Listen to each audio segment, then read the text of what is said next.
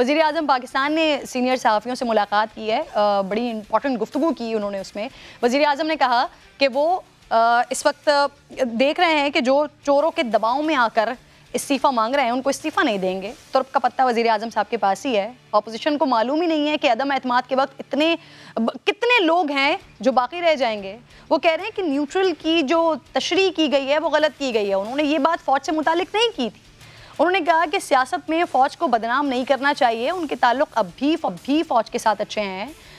साथ ही खान साहब ने फिर से पैगाम दिया है कि अदम एतमाद कामयाब हुई तो घर नहीं बैठेंगे। अमेरिका को पाकिस्तान में हुकूमत बदलने के लिए इराक़ की तरह पाकिस्तान पर बमबारी की ज़रूरत नहीं है, क्योंकि यहाँ पैसे के ज़ोर पर ही हुकूमत बदली जा सकती है। वज़ीर आज़म ने नाज़रीन जनरल फैज़ हमीद और उस्मान बुज़दार से मुतल्लिक़ सवाल पर बड़ा ज़बरदस्त कहका लगाया। इमरान खान और चौधरी निसार की मुलाकात की खुद वज़ीर आज़म साहब ने तस्दीक कर दी। खान साहब ने कहा कि वो वोटिंग के दिन या एक रात पहले सरप्राइज़ देंगे, लेकिन एक सरप्राइज़ मेरे लिए भी है।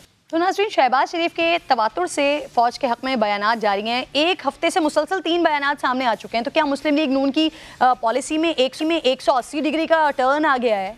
सवाल ये है कि इल्ज़ामात से तारीफ़ों का सफ़र ये तय कैसे हुआ? शहबाज शरीफ क्यों ये साबित करने पर तुले हुए हैं कि इमरान खान फ़ौज के ख़िलाफ़ हैं और वो फ़ौज के हामी हैं? एक तरफ शहबाज शरीफ साहब के बयानात हैं, दूसरी तरफ पंजाब असम्बली में मुस्लिम लीग नून ने फ़ौज की हिमायत में करारदाद जमा करवा दी है, जिसमें कहा गया है कि हुक्मरान जमात इदारों के सरबराहान की किरदार कुशी की मुहिम चला रही है, जिसकी मजम्मत की जाती है। लेकिन मेरा सवाल है कि क्या नून लीग अक्टूबर 2020 गुजरावाला का जलसा भूल गई है? क्या मियाँ साहब अपने इल्ज़ामात वापस लेने को तैयार हैं? वैसे इसी जलसे में मरियम ने एक बात कही थी, वो मौजूदा सियासी हालात में इंतहाई इंपॉर्टेंट है। सुनिए ज़रा। मेहमान मुझे ज्वाइन करेंगे, लेकिन अमजद शुएब साहब आप मौजूद हैं, आपकी मौजूदगी का फ़ायदा उठाते हुए सर, ये लीगी पॉलिसी में अचानक शिफ्ट कैसे आ गया सर? 5 दिन में 3 बयानात और अब करारदाद भी आ गई सामने। ये पॉलिसी जो है ये बदलती हैं और इसमें झूठ की आमेजिश होती है। आप जरा गौर कीजिए, एक तरफ उन्होंने कहा कि बाजवा साहब ने मुझे कहा कि मुझे कभी भी नवाज शरीफ ने कभी कुछ नहीं कहा और वो मेरे साथ बड़े इज्जत करते हैं मेरी। ये मसला किसी एक इंडिविजुअल की जात का नहीं, मसला ये इख्तिलाफात उमूमन पॉलिसी पे होते हैं। उनको किसी भी चीफ ऑफ आर्मी स्टाफ को ये शिकायत नहीं रही कि नवाज शरीफ साहब ने उनको को गाली गलौज की थी या उनके साथ को बुरा सलूक किया था। जो मसला होता है वो पॉलिसीज पे आता है। अब दूसरी बात ये कि उन्होंने कहा कि मैंने हमेशा रावलपिंडी और इस्लामाबाद के दरमियान ब्रिज का रोल अदा किया। उनसे पूछना चाहिए था कि अगर इख्तलाफात नहीं थे, अगर कुछ नहीं था तो ब्रिज किस बात का था? फिर ब्रिज की जरूरत क्या थी वहां पे? फिर तो ब्रिज चाहिए ही नहीं था। ब्रिज का मतलब यही है कि मसाइल थे, और मसाइल क्यों होते रहे कि मियां नवाज शरीफ हमेशा साजिश करते रहे फौज पाकिस्तान के खिलाफ, और मुख्तलिफ वक्तों पे अभी आप बाकी चीजें छोड़ दीजिए, क्या उनको ये बयान देना चाहिए था कि हमें बॉम्बे में ये लोग भेजने चाहिए थे जिन्होंने जाके 162 लोग मार दिए, जो कि इंटरनेशनल कोर्ट ऑफ जस्टिस में कोर्ट हुआ? तो ये हमारे अवाम की याददाश्त है थोड़ी, जल्दी भूल उनको याद कराइए। ये चीज तो बड़ी वाज़ेह है कि ये बयान दिया था इन्होंने जो इंटरनेशनल कोर्ट ऑफ जस्टिस में हमारे खिलाफ कोर्ट किया गया। जी अच्छा शुएब साहब, तो कल मौजूदा हालात पर शहबाज शरीफ साहब को एक शेर सुनाने को कहा गया, और उन्होंने क्या शेर सुनाया? पहले जरा ये शेर सुने, फिर मुझे बताइएगा क्या कहना चाह रहे हैं वो। शुएब साहब क्या कहना चाह रहे हैं इस शेर में, ये वाले शायर?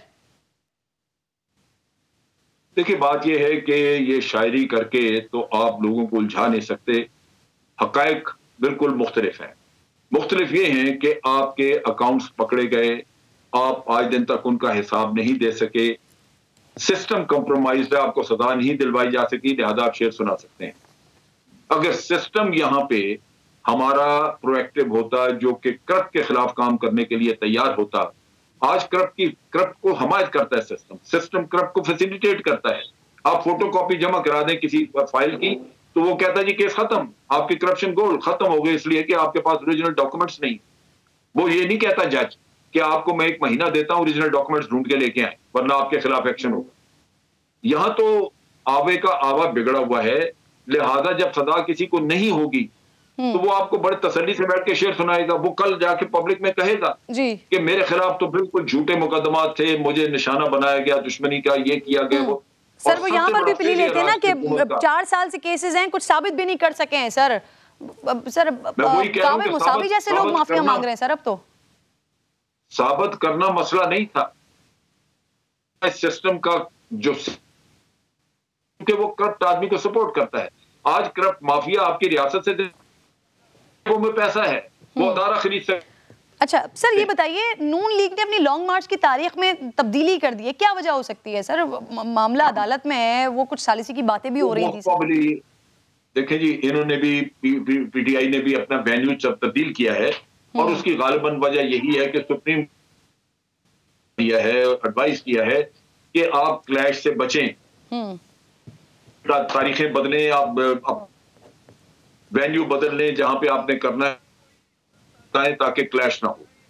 ख्याल है कि उस नुक्ता निगाह से इन्होंने की है। सर अदालत से बाहर निकलकर मामला अगर देखें, हुकूमत और ऑपोजिशन के दरमियान सालिसी की कोशिश हो रही है सर, कोई किरदार अदा कर सकता है, कर रहा है सर, आपके इल्म में है ऐसा कुछ? देखिए, जहां तक मेरा सबको मशवरा ये दिया गया है कि इस तरह आप नो रिटर्न की तरफ ना जाएं, उससे हालात बिगड़ेंगे। बेहतर ये है कि आप आपस में बैठ के बातचीत करें, नो कॉन्फिडेंस पे भी और आइंदा के लाएमल पे भी, क्योंकि इन लोगों ने यही रहना। मुश्किल क्या है? मुश्किल ये है कि आप अदालतों में ये चीजें साबित नहीं कर सकें, अवाम वोट दे के फिर इन्हीं लोगों को ले आएंगे। मैं सब कुछ जानते हुए हमें इनको फिर बर्दाश्त करना होगा, क्योंकि हुकूमतों में आएंगे अवाम के वोट से। हमें पता है किसने करप्शन किया, किसकी जायदादें बाहर हैं, किसने जाली कागजात पेश किए, जो कुछ भी होता रहा हमें पता है। लेकिन ये बताइए, फिर आज खान साहब ने कहा ना, चोरों के साथ, लुटेरों के साथ किसी सूरत नहीं बैठेंगे, तो ये इसी कोशिश का नतीजा है सर?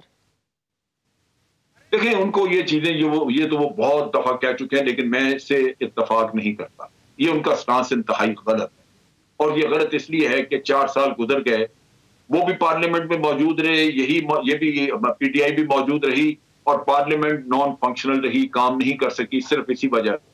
सही। अगर वो अपोजिशन चोर है, कुछ भी है, तो ये अवाम ने उनको इलेक्ट करके वहां भेज दिया, वो सिस्टम का हिस्सा बन गए। अब है चोर तो होते रहे, लेकिन सिस्टम को चलाने के लिए तो वो मौजूद है ना, अब वहां पे आप उनसे जान कैसे छुड़ा सकते हैं? सही।